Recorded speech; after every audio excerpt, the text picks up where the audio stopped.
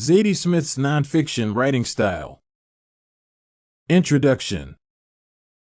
Zadie Smith is an English writer popular for her novels, essays, and short stories. Her novels have received awards and praise from many publications and organizations, including Time magazine. Her writing style is uniquely reflective and witty, and she incorporates various techniques to keep the reader engaged. This paper will focus on her nonfiction essay work and analyze her writing style. Patterns. A few patterns emerge when reading Zadie Smith's nonfiction essays. Smith appears to be interested in reflecting on the past and using these reflections to create new ideas or overcome personal biases. These biases include not only the biases of the reader but also those of herself. For example, in her essay for The New Yorker, titled Some Notes on Attunement, she explores how her perception of music changed over time. She describes her state of mind in a very informal way, even ending one of her paragraphs with a risque statement such as this: "What did we need with white women?" Of course, this is not meant to be an inflammatory statement, as it only describes her opinion about music during her childhood. The article gradually transitions from her having no interest in white women singers to her being openly annoyed by them.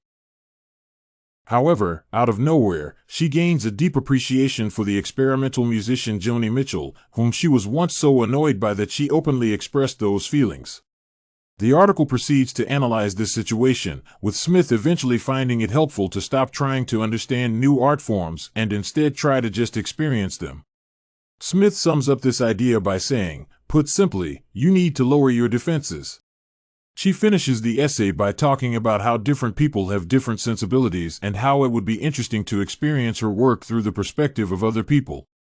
This idea of reflection and self-reflection on her and others' beliefs is echoed in her essay F. Kafka, Everyman. It seems clear that to Smith, it is essential to challenge the beliefs of her readers and herself to achieve new and more truthful ideas about a topic. Image.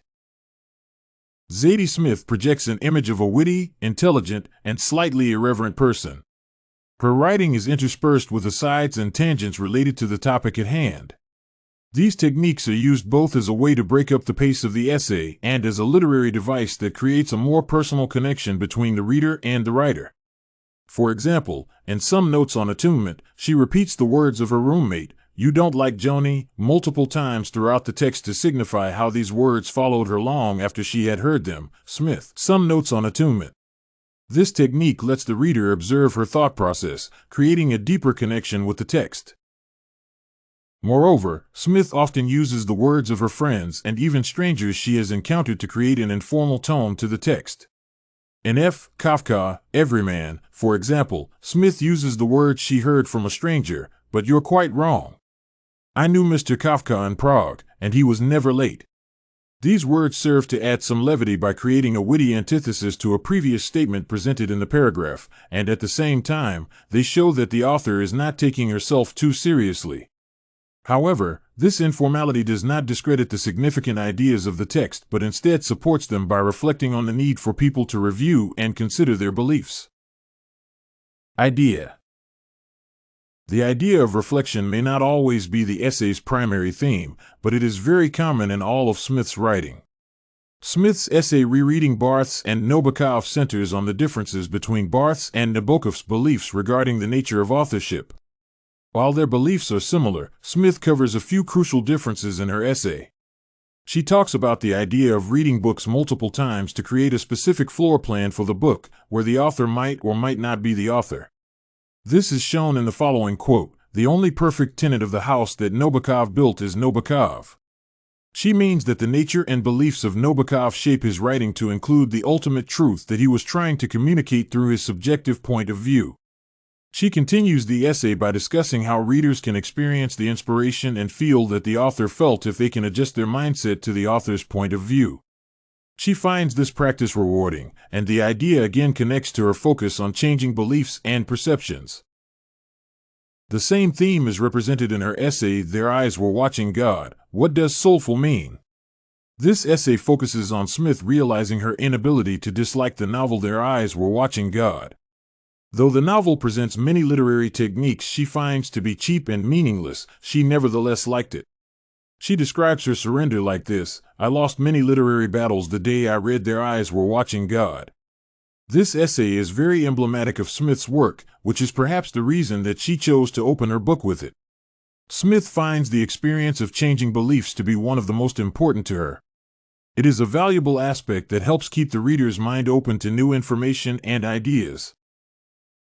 Feeling. Throughout her essays, Smith expresses many different feelings, but a feeling of awe and discovery seems to be the most prominent in the essays I have read. For example, while reading some notes on Attunement, the reader can follow her journey of discovery through her self-reflection. It has a clear narrative arc for her character, and the attention to detail throughout the essay paints a very vivid journey. Even though the story starts with her being unsure of why she would want to listen to white women singers, she develops such a strong feeling toward Joni Mitchell's music that she is unable to control it. Her essays on Nabokov and Hurston also show such feelings of awe. While describing their work, she marvels at their writing abilities with very infectious awe. Despite my dislike of Hurston, I could not deny Smith's adoration of her work and found myself considering reading Their Eyes Were Watching God sometime later. Her feelings sound truthful and are often relatable because people tend to change their views over time. The witty and informal tone of her writing only serves to highlight those feelings. Conclusion. Zadie Smith's essays focus on the changing nature of human perception. By reflecting on experiences and beliefs, people can grow and change. Perhaps this opportunity for growth is why Smith finds this idea so compelling.